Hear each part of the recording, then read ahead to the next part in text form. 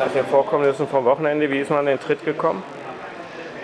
Wir haben sie ja gesehen, durchwachsen, vor allem in der ersten Halbzeit, aber ja, wir als Spieler haben uns jetzt davon nicht beeinflussen lassen. Ich denke, die Fans haben uns heute super unterstützt, über die 120 Minuten, dann vor allem im Elfmeterschießen auch, und das ist sehr wichtig im Pokal. Der Anspruch ist immer, ins Finale zu kommen. Bis dahin ist noch ein weiter Weg, haben wir noch ein paar Spiele, ja, schauen wir jetzt mal. Reus übt Selbstkritik. Der Mittelfeldspieler von Borussia Dortmund kritisiert seine eigene Leistung nach dem DFB-Pokalspiel gegen den Hertha BSC.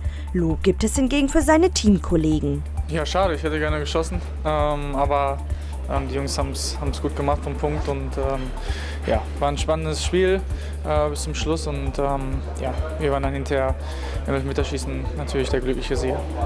Nachdem es nach 120 Minuten zwischen den Dortmundern und Hertha BSC immer noch unentschieden stand, gewann der BVB das anschließende Elfmeterschießen mit einem 3:2.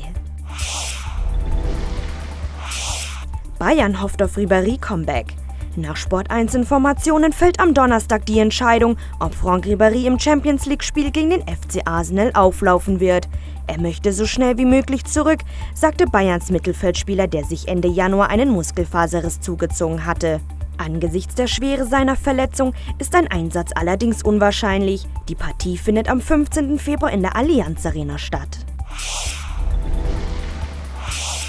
Guardiola ist nicht besonders. Für Mainz Neuzugang Bojan Krkić ist die Arbeit von Manchester City-Trainer Pep Guardiola nicht außergewöhnlich. Er habe zwar eine sehr intensive Art, mit den Spielern zu agieren, jedoch würden viele Trainer in anderen Ländern auch so arbeiten, sagte Krkić der Bild. Der Spanier spielte in seiner Zeit beim FC Barcelona von 2008 bis 2011 unter Guardiola.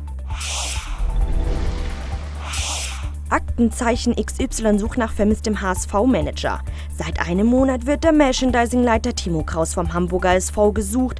Die Polizei geht inzwischen davon aus, dass der 44-Jährige nach einer Firmenfeier alkoholisiert in die Elbe gestürzt ist. Jedoch fehlen eindeutig Indizien und wichtige Zeugenaussagen.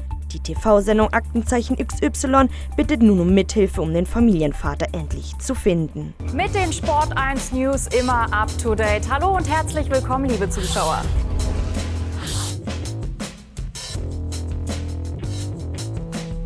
Immer noch Reus über den halben Platz, vorbei an Bonucci und rein ins Tor.